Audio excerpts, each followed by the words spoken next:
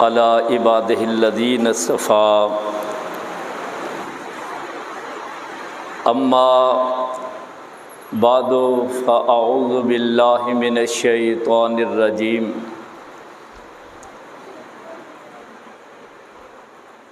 ان ھذا القرآن یہدی للتی ہی اقوم،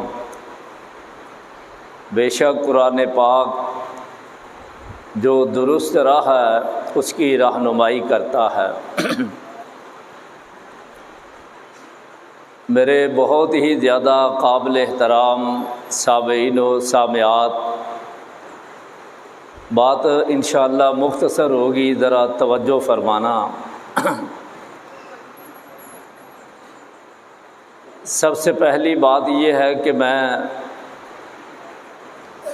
حافظ صاحب نے قرآن پاک سنایا ہے، سامع سنا ہے، خصوصی طور پر اللہ کی بارگاہ میں ان کی برکت کے لیے دعا گو ہوں کہ اتنی بڑی کتاب یہ کوئی معمولی کام نہیں، پھر اسے یاد کر کے روزے کی حالت میں پھر سنانا، یہ اس اللہ ہی کا کرم ہے۔ بلکہ یہ جو قرآن نے کہا ہے کہ ہم نے قرآن کو آسان بنایا ہے، تو یہ واقعتاً ثابت ہو رہا ہے کہ اتنی بڑی کتاب اللہ ہی نے آسان کی ہے۔ اللہ حافظ صاحب کو ان کے والدین کے لیے، گھر والوں کے لیے بہترین صدقہ جاریہ بنائیں، اور آپ نے جو سنا ہے، انہوں نے سنایا ہے، اللہ کریم اگر کوئی کمی ہوئی ہے تو اجر پورا عطا فرما دے۔ دوسری بات یہ ہے کہ یہ ہمارے لیے، آپ کے لیے، سب اہل محلہ کے لیے اللہ کا بڑا کرم ہے کہ دیکھیں کتنے ہمارے پیارے ہیں جو دنیا سے جا چکے ہیں، بلکہ قریب سے، سال تو بہت دور کی بات ہے، تو آج وہ یہاں نہیں، ان کا وقت تھا، اللہ کے پاس پہنچ چکے، اللہ ان کا انجام بہتر فرمائے۔ لیکن یہ سب سے بڑی اللہ کی طرف سے ایک ہماری نیک بختی ہے کہ ہماری زندگی میں اتنا مبارک مہینہ اس نے دیا، اور آپ نے قرآن پاک سنا، روزہ رکھا، رات کا قیام کیا، اور دوزخ سے آزادی کے لیے سامان تیار کیا۔ یہ آپ سب کے لیے بھی اللہ مبارک بنا دے۔ تیسری بات یہ ہے کہ جتنے بھی اس مسجد کے بانی ہیں، جو مرحومین ہو چکے ہیں، یا جو بھی نمازی تھے، ذمہ داران تھے، سب کو اللہ جنت میں اکٹھا فرما دے۔ اور اب جو میرے بھائی مل جل کر، بچے بھیج کر، نماز پڑھ کر، اذان دے کر، کسی طرح بھی جو اس مسجد کی آبادی کا باعث بن رہے ہیں، اللہ پاک ان کے گھروں کو ہمیشہ آباد رکھے، اور اللہ اپنے اس گھر کو اور ترقی عطا فرمائے۔ اور میرے بھائیوں کو جو خصوصی توجہ دے رہے ہیں، ان کے لیے ایک تو اللہ نیکی کا باعث بنا دے، دوسرا یہ ہے کہ ان کی یہ محنت قبول کرے، دنیا میں بھی مال و دولت میں برکت عطا فرمائے۔ چوتھی بات یہ ہے کہ دیکھیے یہ کتنی عظیم کتاب ہے۔ ایک پیغمبر حضرت محمد الرسول اللہ صلی اللہ علیہ وسلم مکہ کی سرزمین میں پیدا ہوئے، اور باپ بھی آپ کے 6 ماہ پہلے فوت ہو چکے ہیں، اماں محترمہ بھی کوئی 6 برس کے ہوئے، وہ بھی پیاری ہو گئی۔ پھر چچا کے پاس ہے ابو طالب کے پاس، وہ 10 سال کے بعد وہ بھی، یعنی یہ سارے قریب ترین سہارے جو ہیں وہ ختم ہو چکے ہیں۔ اور پھر جن لوگوں میں آپ موجود ہیں، کسی نے آپ کو انگلی پکڑ کر چلایا ہے، کسی نے گود میں بٹھایا ہے، بچے تھے کبھی پیار، کیونکہ یتیم تھے، کبھی سر چوما ہے، پیار کیا ہے۔ عام تاریخوں میں آتا ہے کہ دادا عبد المطلب جب میٹنگ میں بیٹھتے تو اپنے اس بھتیجے کو ساتھ بٹھاتے تھے۔ میں کبھی تصور کرتا ہوں میرے آقا وہ معصوم سا چہرہ، چھوٹی سی عمر، اپنے دادا کے ساتھ سب چودھریوں میں بیٹھے ہوئے، چھوٹی عمر میں بھی سب سے بڑے چودھری تو آپ تھے، کتنے خوبصورت معصوم لگتے ہوں گے۔ بتانا یہ چاہتا ہوں ایک ایک چیز وہ جانتے ہیں آپ کا ایک ایک لمحہ۔ پھر 40 سال 6 ماہ تک ان میں رہے ہیں۔ یہ بھرپور جوانی شروع ہوتی ہے اور اب جوانی ڈلنا کا آغاز ہو چکا ہے۔ اس وقت تک ایک ایک آپ کی خبر سے وہ واقف تھے، سب نے دیکھا تھا کہ ہمارا یہ بچہ نہ تو کبھی سکول گیا ہے اور آج تک بیرون ملک بھی کبھی نہیں نکلا۔ یہ تاریخ پڑھ کے دیکھنا، پیارے نبی کبھی جزیرہ عرب سے باہر نہیں نکلے، لیکن پوری دنیا کے لیے آپ نبی بن کر آئے۔ ایک انگریز کہتا ہے، میں نے جب یہ قرآن کی آیت پڑھی، او کا بحر لجی یغشاہ موج من فوقہ موج من فوقہ سحاب، قرآن نے یہ چیلنج کیا نا، دیکھو موجیں اٹھ رہی ہیں، تاریکی چھائی ہوئی ہے، رات کی تاریکی، پانیوں کی تاریکی، اور پھر پانی بھرا ہوا بہت ہی یہ ابھر رہا ہے یہ سارا۔ فرمایا کہ ان تاریکیوں میں بھی اللہ دیکھتا ہے۔ اور ایک سائنسدان کہتا ہے کہ بڑی بڑی تیز لائٹیں پیدا ہو چکی ہیں، لیکن آج تک کوئی لائٹ پیدا نہیں ہوئی کہ جو موج کے اندر تاریکی ہوتی ہے اس میں روشنی پیدا کرتا ہے۔ تو وہ تاریکیوں کا ذکر اللہ نے کیا۔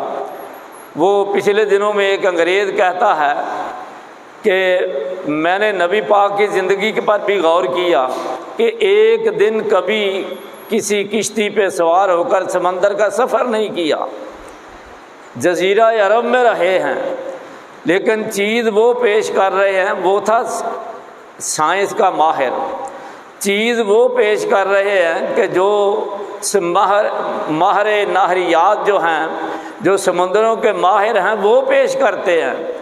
تو میں یہ سمجھ گیا کہ وہ پیغمبر قدم کبھی سمندر میں رکھا نہیں، بات حقیقت وہ بیان کر رہے ہیں جو آج میرے ذہن میں بیٹھی ہے۔ سمندروں کا ماہر ہو کر پوری دنیا کا سب سے بڑا میں ایک استاد ہوں، تو میرے دماغ میں آج آئی ہے اتنی دیر پہلے جو پیغمبر بات سکھا رہا ہے، بتا رہا ہے، میں نے یقین کر لیا یہ قرآن سچا ہے۔ اس لیے یہ سب کچھ جانتے تھے، ان کے سامنے یہ حقیقت منوانا۔ تو نہ تو آپ بیرون ملک کبھی گئے، نہ کسی نے آپ کو مسجد میں جاتے ہوئے دیکھا، مکتب میں جاتے ہوئے دیکھا، سکول میں جاتے ہوئے دیکھا۔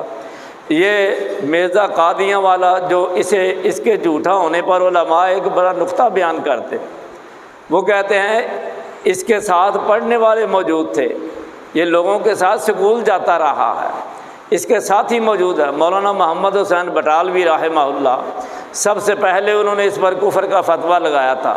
شیخ الاسلام مولانا ثناء اللہ احمد تصری رحمہ اللہ سے بھی پہلے یہ ان کے ساتھی تھے، یہ مرزا کے ساتھی تھے، اکٹھے پڑھتے رہے ہیں۔ اس لیے وہ فوراً سمجھ گئے کہ یہ آدمی اچھا نہیں، کیونکہ دوست ہونے کی حیثیت سے وہ جانتے تھے کہ یہ اب بدل چکا ہے، یہ دین اسلام سے خارج ہو چکا۔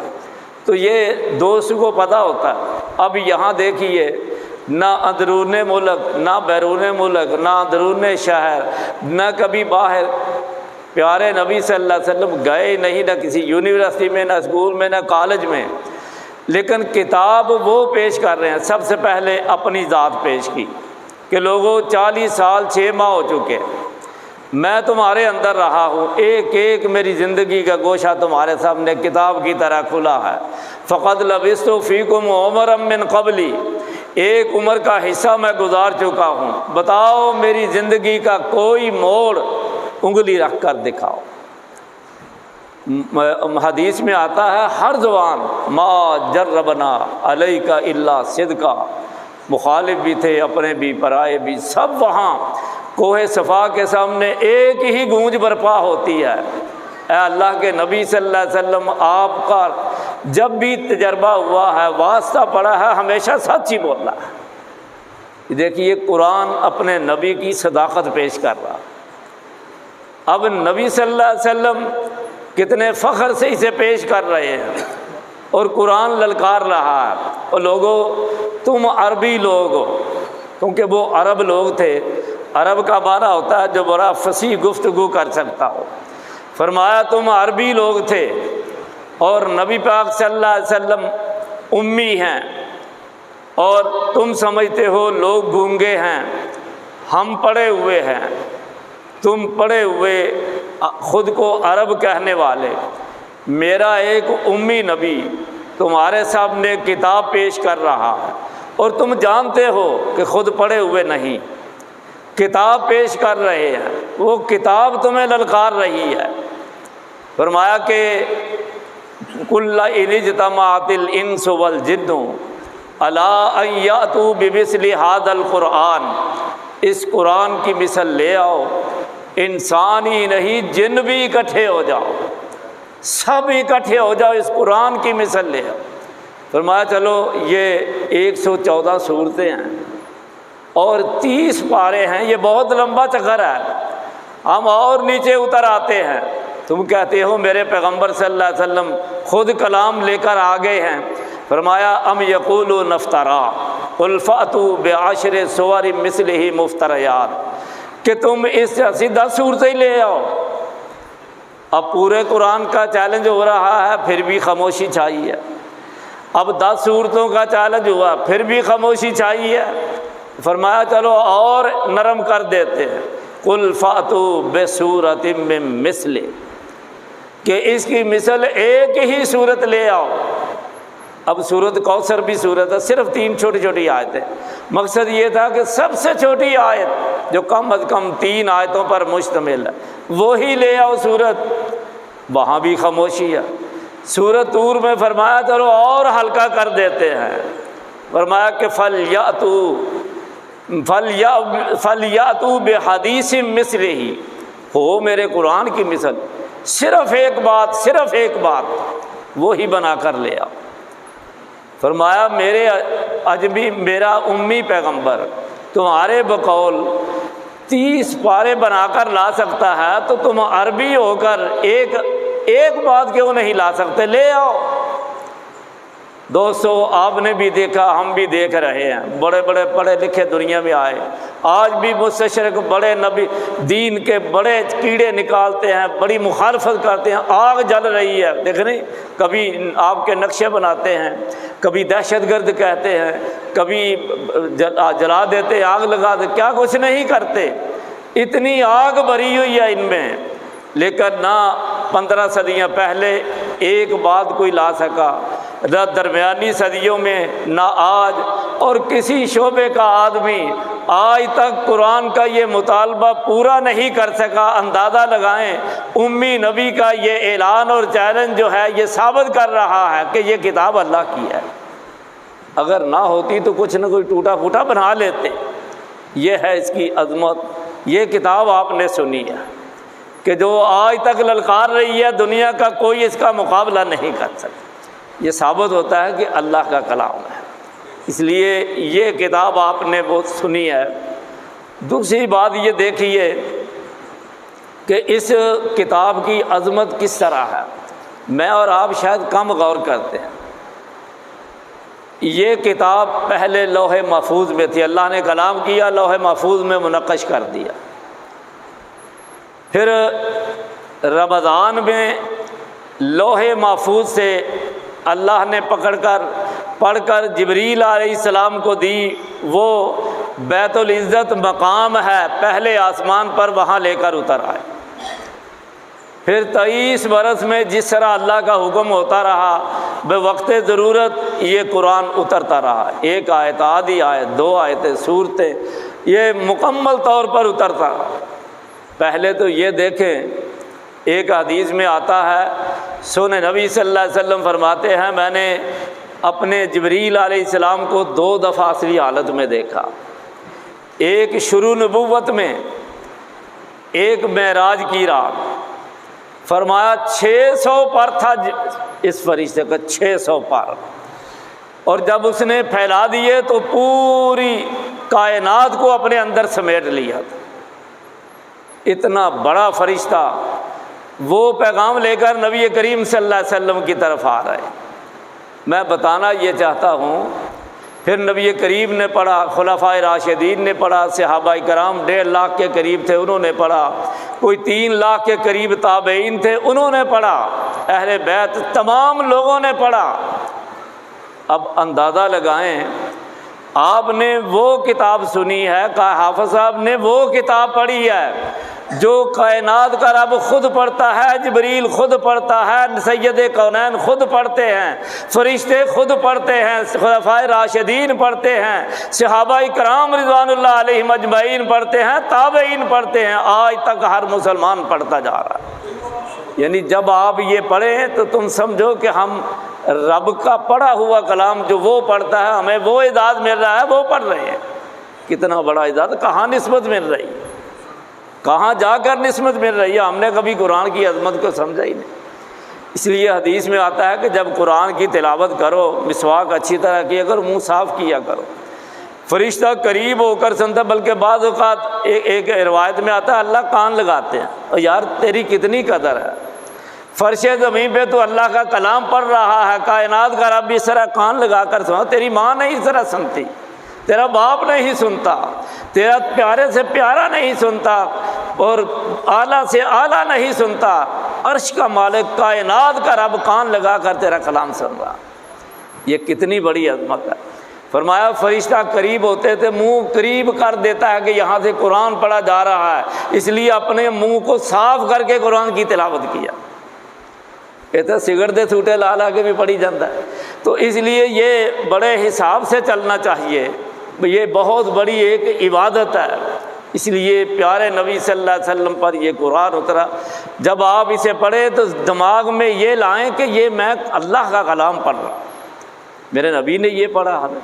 مثلاً اسی طرح میں ایک مثال دیتا ہوں، عمرہ کر کے آئے ہیں، کہیں جا رہے ہیں آ رہے ہیں، اللہ سب کا قبول فرمائے، پیچھے بھی خیر رکھے ان کو بھی خیر رکھے۔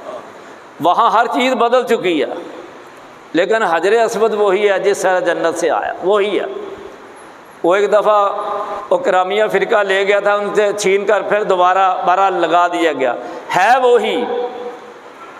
اب ہر اینٹ پتھر وہاں کا بدل چکا ہے، ابراہیم علیہ السلام والا نہیں، لیکن وہاں حجر اسود کو چومتے ہوئے جب یہ تصور لائے، روزانہ چومتے ہیں، گناہ بخشوا کر آ جاتے ہیں، گناہ چوستا ہے وہ چوستا ہے گناہ، کبھی یہ تصور رکھ کے چومیں، پھر اندازہ لگائیں روحانیت کیسی پیدا ہو کہ میں وہ پتھر چومنے لگا ہوں۔ جناب ابراہیم علیہ السلام کے لب اسے لگے تھے، اسماعیل علیہ السلام کے لب لگے، شعیب علیہ السلام کے، صالح علیہ السلام، میرے سید کونین صلی اللہ علیہ وسلم اسے چومتے رہے ہیں۔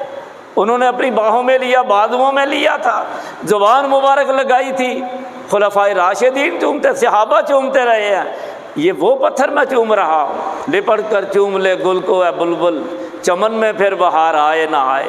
جب یہ تصور ہو تو پھر پتہ چلتا ہے ان چیزوں کا تعلق کہاں جڑتا ہے۔ اس لیے جب قرآن پڑھیں تو یہ دیکھیں تعلق کہاں جڑ رہا ہے۔ وَإِنَّهُ لَتَنزِيلُ رَبِّ الْعَالَمِينَ نَزَلَ بِهِ الرُّوحُ الْأَمِينُ عَلَىٰ قَلْبِكَ لِتَكُونَ مِنَ الْمُنذِرِينَ بِلِسَانٍ عَرَبِيٍّ مُبِينٍ۔ فرمایا کہ یہ رب العالمین نے نازل کیا ہے، روح الامین فرشتہ کے ذریعہ، اور اے میرے پیغمبر صلی اللہ علیہ وسلم رحمت للعالمین آپ کے قلب اطہر پر اتارا۔ ہر چیز میں کبریائی پیدا ہوتی، رب کا کلام، رب جیسا کوئی ہے؟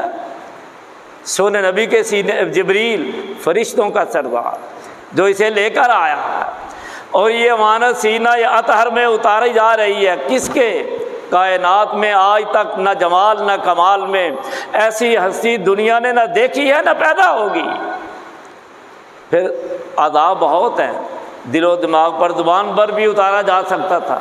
فرمایا علی قلبک، میرے پیغمبر آپ کے قلب اطہر پر اتارا، کیونکہ دل وجود کا بادشاہ ہے، اور جس طرح دل نہ ہو وجود نہیں رہتا، اسی طرح فرمایا آپ کے دل پر اتارا۔ فرمایا تمہارے تمام اعضاء بڑے پاک ہیں میرے سونے نبی، لیکن دل پھر بھی آپ کے جسد اطہر کا دل پیس سردار ہی ہے، چاہے کچھ بھی ہو، ہے تو سارے وجود کا سردار۔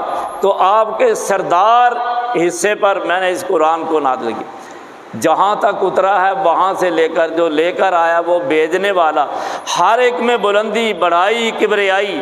تو اتنا بچہ بھی اس سے وابستہ، چھوٹے بچے نے اب پڑھا ہے، میں تو خیال کر رہا اللہ یہ معصوم سا بچہ اسے کیا پتہ ہے میرا رابطہ کہاں ہو چکا ہے، یہ اپنے رب تک پہنچ چکا، اس کا کلام پڑھ رہا۔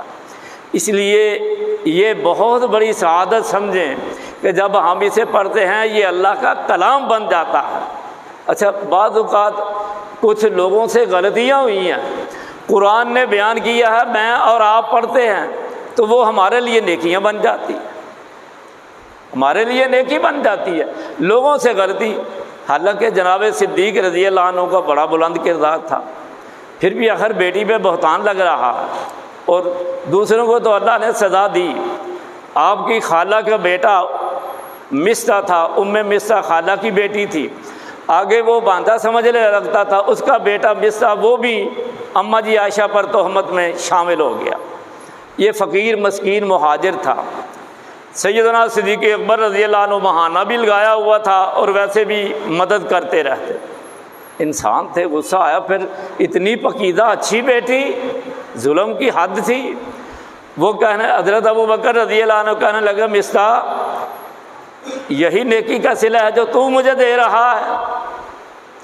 خاموش ہو گئے، جواب کیا دے اس کا؟ کہنے لگے اللہ کی قسم آج کے بعد تیرا مہانہ بھی بند، تیرا وظیفہ بھی بند، میرا تیرا کوئی تعلق نہیں، کچھ نہیں دوں گا تجھے، جہاں جاتا ہے چاہ پھر۔ لیکن یہ اللہ کی مرضی کے خلاف، جس صدیق کا فیصلہ ٹھیک تھا، کوئی بھی اس جگہ ہوتا پتہ نہیں وہ تو گردن اڑا دیتا، میرے صدیق رضی اللہ عنہ تو پھر صبر کر رہے، لیکن فیصلہ ٹھیک تھا، اللہ کو پسند نہیں آیا۔ عرش والے نے پکار دیا وَلَا يَأْتَلِ أُولُو الْفَضْلِ مِنْكُمْ وَالسَّعَةِ أَنْ يُؤْتُوا أُولِي الْقُرْبَى وَالْمَسَاكِينَ وَالْمُهَاجِرِينَ فِي سَبِيلِ اللَّهِ وَلْيَعْفُوا وَلْيَصْفَحُوا أَلَا تُحِبُّونَ أَنْ يَغْفِرَ اللَّهُ لَكُمْ۔ جناب صدیق اتنی دیر میں آپ کی مجلس میں پہنچ چکے، فرمایا میرے صدیق کو بلاؤ۔ اللہ کہہ رہے ہیں جو کشادگی والے مالدار ہیں وہ غریب غرباء مہاجرین کے لیے قسمیں نہ اٹھائیں کہ ہم نہیں دیں گے، تم اپنا شرف و فضل برقرار رکھو۔ جو کسی نے جرم کیا ہے وہ اپنے جرم کی سزا پائے گا، تم اپنی نیکی جاری رکھو، تم قسمیں نہ اٹھاؤ۔ جب یہ جملہ آیا نا الا تحبون ان یغفر اللہ لکم، میرے بھائیو یہ قرآن سنتے سنتے ذرا دل بھی نرم کر لیا کرو، ملاؤ جوڑو دلوں کو۔ مجھے ایک دوست کہنے لگا کہ یہ عید وہاں پارک میں پڑھاتا ہوں، ماشاءاللہ ہزاروں دنیا ہوتی ہے، وہ کہنے لگا آپ کو بھی لائنیں لگ جاتی ہیں، ملتے ہیں، عید ایک دوسرے کو مل رہے ہیں۔ اور میں کہا یہ تو میرا بھی فائدہ ہے، تو میرے تو جفیاں چھڑا ہوئے۔ اور میں کہا یار مجھے بدعت شدت کا پتہ نہیں، میں نے رنگ بدل دیا، مولوی تھا کوئی صاحب لگا دیا۔ اور میں نے کہا یار دلوں میں کینے بھرے ہوئے ہیں، آگ ابل رہی ہے، سینے سے سینہ لگنے دو، ایک کی محبت دوسرے کی آگ بجھا دے۔ او چلو وہ چپ ہو گیا، مولوی تھا حالانکہ شریعت میں اس طرح ملنا ہے نہیں۔ اب کوئی ملنے آ جائے تو دھکے دیں، پیچھے ہٹتا ساتھنا۔ بہرحال یہ ہے کہ یہ موقع ایسے ہوتے ہیں، دل صاف ستھرے، ایمان کی طرف محبت اور الفت کی فضا پیدا ہونے لگی۔ کتنا سخت صدمہ جب یہ جملہ آیا نا الا تحبون ان یغفر اللہ لکم، تو کیا تم پسند نہیں کرتے اللہ تمہیں معاف کر دیں؟ جناب صدیق رضی اللہ عنہ اسی وقت پکار اٹھے احب ان یغفر لی ربی، احب ان یغفر لی ربی، احب ان یغفر لی ربی، اے میرے شہنشاہ تیرا صدیق یہ چاہتا ہے مجھے معاف کر دے، مجھے معاف کر دے، مجھے معاف کر دے۔ اسی وقت قسم کا کفارہ دیا اور پھر وظیفہ جاری کر دیا۔ میں بتانا یہ چاہتا ہوں یہ اصلاح ہو رہی ہے، لیکن میں اور آپ ولا واو ایک حرف ہے، یہ آخری جو میں نے علیم تک پڑھا ہے میم آخری، ان کے حروف گن لیں، اتری یہ آیت اصلاح کے لیے ہے۔ میں اور آپ آج پڑھیں گے، ایک تو ہمارے رب سے تعلق ہوگا، دوسرا یہ ہے کہ اللہ کے ایک نیک بندے کی اصلاح اور درستگی کے لیے ہوا ہے، لیکن میرے اور آپ کے لیے ہزاروں نیکیوں کا باعث بن گیا۔ یہ ایسا قرآن ہے، کسی کو جھڑکتا بھی ہے تو ہمارے لیے نیکی بن گیا۔ اس لیے میرے بھائیوں یہ بڑی عظیم کتاب ہے، اسے دیکھیں یہ کیا اللہ نے نعمت۔ آخری بات یہ ہے جو تقریبیں ہوتی ہے نا تکمیل قرآن، وہ ایک جگہ رہا تھا، یہ میں آپ کو ذرا اپنی طرف سے نئی بات سنانے لگا ہوں۔ میں ایک جگہ رات بھی مجھے دوست سے لے گئے وہاں بیان، مان میرے ذہن میں آیا میں نے کہا یہ صرف تکمیل قرآن نہیں، یہ ترغیب ایمان بھی ہے۔ اصل میں یہ جو تکمیل کر رہے ہیں نا، تقریب، یہ صرف تکمیل قرآن نہیں ہوا، میرے اور آپ کے ایمان کی ترغیب دلاتا ہے، کیونکہ قرآن کہتا ہے انما المؤمنون الذین اذا ذکر اللہ وجلت قلوبہم واذا تلیت علیہم آیاتہ زادتہم ایمانا۔ جب مومن وہ ہیں جب اللہ کی آیتوں کا ذکر کیا جائے تو پھر ان پر آیتیں پڑھی جائیں تو ان کے ایمان میں اضافہ ہوتا ہے، رب پر توکل بڑھتا ہے۔ یہ آیتیں ایمان میں اضافہ کر رہا ہے، یعنی یہ میرے اور آپ کے ایمان کی ترغیب دلا رہا ہے، اسے زندہ کر رہا ہے، بیدار کر رہا ہے۔ اس لیے آئیے میں اور آپ ذرا یہ جائزہ لیں، کیا یہ میرے اور آپ کے ایمان کی تکمیل ہوئی ہے؟ ان کی تو بڑی تکمیل ہو جاتی تھی۔ جب وہ بڑے لوگ ایسے ہیں، جب انہوں نے قرآن سنا ایمان کی طرف پلٹا۔ آج مسلمان قرآن سنتا ہے، اثر نہیں ہوتا۔ یہ دیکھیے جن ہیں وہ تلاش میں ہیں کہ کیا اتر رہا ہے، ہمیں اوپر سے انگارے پڑ رہے ہیں۔ جن قوم، میرا خیال ہے ہم کتنے بیٹھے ہیں بڑے بہادر بھی ہیں، خدا کسی کو کوئی جن کا نام یہاں لے لے آدھی جان نکل جاتی ہے۔ او بھائیو، وہ تم سے طاقتور نہیں، ہم نے سر پہ چڑھائے ہوئے ہیں۔ قرآن کہتا تم نے سر پہ چڑھایا ہوا انہیں، یہ تو کچھ بھی نہیں۔ پھر یہ جب اترتے تھے نا میرے اور آپ جیسے لوگ، کہیں پڑاؤ ڈالتے رات، تو کہتے میں جی اس وادی کے جن کی پناہ لیتا ہوں۔ وہ جب اتنی بڑی پناہ لوگ تو اس نے تو سر چڑھنا ہے۔ وہ جن سمجھتے پتہ نہیں ہم خدا ہی بن گئے ہیں۔ لیکن پیارے نبی صلی اللہ علیہ وسلم نے یہ ساری مصیبت پریشانی صرف 3 جملوں سے دور کر دی۔ فرمایا صبح اور شام اعوذ بکلمات اللہ التامات من شر ما خلق۔ یہ صبح 3 دفعہ پڑھو، صبح شام، نبی پاک کی بات پہ یقین ہو۔ فرمایا کہ ہر جن، ہر شیطان جو ہے وہاں سے بھاگ جائے گا، کوئی قریب نہیں آئے گا۔ یار میرے نبی کی حدیث کا بتایا ہوا یہ جملہ شیطان کو دوڑا دیتا ہے، تو یہ قرآن پاک جو ہے اسے سن کر شیطان کیسے ٹھہرتا؟ آج گھروں میں جس چیز کی ضرورت ہر آدمی کا، یار مال ہے، اچھا بڑا کاروبار چل رہا ہے، برکت نہیں، گھر میں سکون نہیں، لڑ رہے ہیں، 10 کاریں کھڑی ہیں، لڑائی ہو رہی ہے۔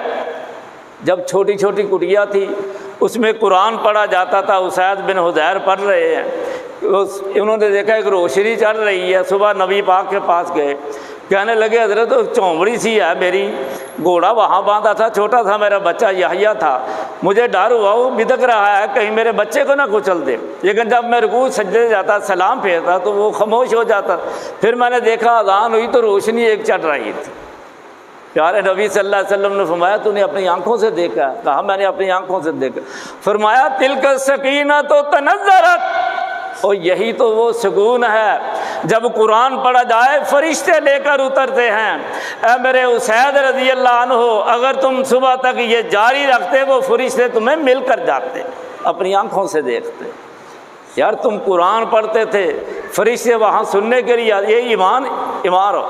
آج 10 کنال کی کوٹھی ہے، سکون نہیں، قرار نہیں، کیونکہ سکون کی جو روح ہے، جو روحانیت ہے وہ تو ہم پڑھتے۔ میری بات ایک یاد رکھیں، تھوڑا سا میرا تجربہ ہے، بڑا ہی سست ہوں میں، عمل تو ہے ہی نہیں میں اس میں، لیکن یہ کام میں نے کچھ تجربہ سے کیا ہے۔ صرف 1 منٹ یا 2 منٹ، 1 صفحہ، آدھا 2 صفحے، کسی ٹائم قرآن پاک کا کہیں سے تلاوت کر دو، جب موقع ملے استغفر اللہ کرتے جاؤ۔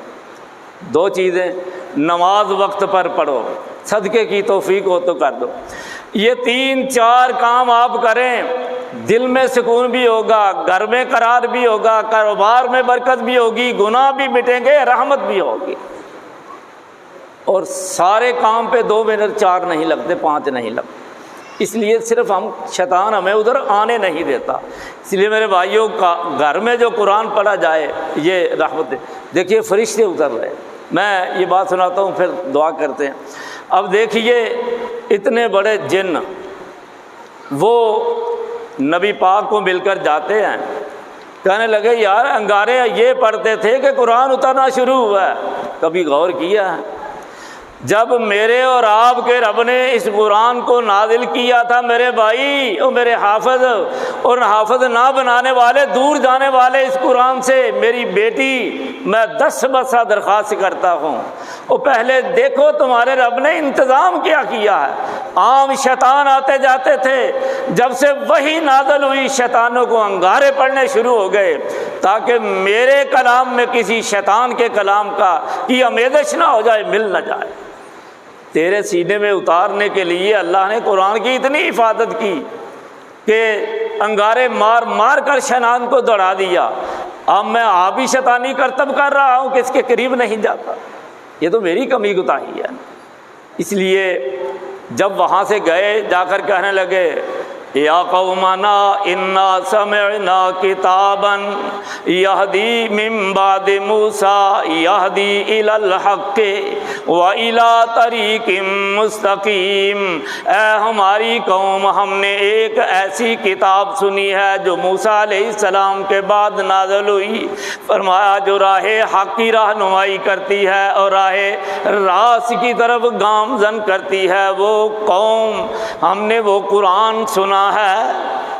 جن پکارو، اب آگے کہتے کیا ہے؟ خود ہی نہیں، یا قومنا اجیبوا داعی اللہ وآمنوا بی یغفر لکم من ذنوبکم ویجرکم من عذاب علیم۔ اے ہماری قوم، اللہ کے اس پکارنے والے کی پکار کی طرف آ جاؤ، کتاب اللہ کی طرف آ جاؤ، اس کے ساتھ ہی ایمان لے آؤ، اللہ تمہارے گناہ معاف کر دے گا، تمہیں دردناک عذاب سے پناہ دے دے گا۔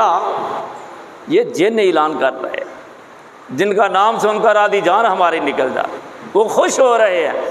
اس کا مطلب ہے اسی میں راہ حق ہے، یہی ہدایت والی راہ ہے، اور یہی سکون دیتی ہے، یہی اطمینان دیتی ہے، اس سے گناہ بخشے جاتے ہیں، عذاب علیم سے نجات میں۔ یہ اصل میں تکمیل قرآن نہیں، یہ ترغیب ایمان ہے میرے بھائی۔ دیکھیے ایمان، اس لیے اپنے ایمان میں بھی روشنی محسوس کرنی چاہیے۔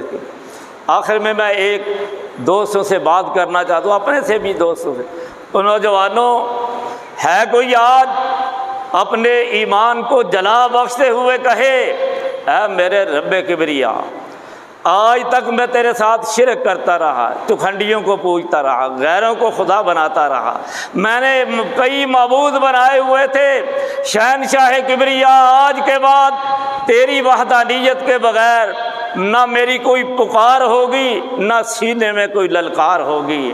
ہے کوئی یہ کہے جو بدعات خرافات پہ چلتا رہا ہے، میرے اللہ آج کے بعد میرے سینے میں سنت کے چراغ جلیں گے، کبھی کسی بدعت کے قریب نہیں جاؤں گا۔ ہے کوئی زناکار، آج ہی کہے اللہ میں زنا سے توبہ کرتا ہوں، اپنے ایمان کو جلا بخش دے کیونکہ تیرے قرآن نے منع کیا ہے۔ ہے کوئی بے نماز جو کہے کہ کائنات کے رب آج تک تیری پیدا کی ہوئی پیشانی میں نے کبھی تیرے در پہ جھکائی نہیں، پہلا مجھے معاف کر دے، آج کے بعد نماز نہیں چھوڑوں گا، زندگی تیری عبادت میں گزار دوں گا۔ پھر پتہ چلا کہ قرآن سنا ہے، قرآن ایمان میں روح پیدا کر رہا ہے، کبھی آخرت باخرت جانتا ہی نہیں تھا، اب قرآن کی وحشت کو یاد کر کے کہتا ہے اللہ مجھے ایسے اعمال کی توفیق دے کہ میری قبر میں روشنی ہو جائے، جب میں میدان محشر میں اٹھوں کائنات کے رب اس کی رسوائیوں سے بچنے کے لیے مجھے قرآن کی روشنی دے کے طریقی سے گزر کر سیدھا میں جنت میں جا سکوں۔ اس لیے آج یہ ایمان کو جلا بخشنے کی ضرورت ہے۔ میں نے 3-4 نہایت اختصار کے ساتھ باتیں بیان کی ہیں کہ ذرا قرآن پڑھنے سے نسبت دیکھو کدھر جاتی ہے۔ اس قرآن کی حفاظت کے لیے میرے اور آپ کے رب نے کیا اہمیت سمجھی ہے، اور یہ صرف قرآن پڑھنا ہی نہیں، یہ سمجھے کہ یہ ایمان جو ہے اس میں روحانیت پیدا کرنا ہے، جلا پیدا کرنا ہے۔ آج ہم یہ عزم کر لیں انشاءاللہ ہر بے قرار گھر اس میں قرار آ جائے گا۔ یہ ملک کس کیفیت میں گزر رہا ہے، سب مصائب کا دور ختم ہو جائے گا، اور یہ بے چینی بے قراری، دکانوں پر کاروبار سب کچھ ہونے کے باوجود کچھ نہیں، یہ بے برکتی جو ہے یہ کس طرح دور ہوتی ہے۔ میں ایک مقولہ کہا کرتا ہوں یا اللہ تو برکت کر، میں کثرت نہیں مانگتا۔ کیوں کہ کثرت میں برکت نہیں، برکت میں کثرت ہے۔ مال زیادہ ہو برکت نہ ہو فائدہ کیا، ہو تھوڑا ہو برکت والا، یہ سب سے زیادہ۔ اس لیے یہ برکت آئے گی، سکون آئے گا، اطمینان آئے گا۔ آپ تعلیم کی گدی پہ بیٹھے ہیں، ممبر پہ بیٹھے ہیں، حکمران کی کرسی پہ، عدالت کی کرسی پہ جج بیٹھا ہوا ہے اور وزیر اعظم بیٹھا ہوا ہے، کوئی بڑے سے بڑا عہدیدار، مفتی اور لیکچرار، کوئی بھی جس گدی پہ جس شعبے میں جو کام کر رہا ہے، اس کی روحانیت پیدا کرنے کے لیے قرآن پڑھ کر ایمان کی روحانیت پیدا کرنے کی ضرورت ہے۔ اللہ مجھے اور آپ کو اس حقیقت کا پہنچ کر اپنے رب کی عظیم کتاب سے وابستہ ہونے کی توفیق عطا فرمائیں۔ اس میں ہمارے رب کا پر کوئی احسان نہیں ہوگا، اس کا ہم پر احسان ہے کہ اس کتاب کے ساتھ وابستہ کر کے اس نے ہمیں اپنے ساتھ جوڑ لیا ہے۔ اللہ مجھے اور آپ کو صحیح قرآن کی تعلیم حاصل کر کے عمل کر کے دنیا و آخرت کی بھلائی حاصل کرنے کی توفیق عطا فرمائیں۔ اقول قولی ھذا استغفر اللہ لی ولکم وآخر دعوانا ان الحمد للہ رب العالمین۔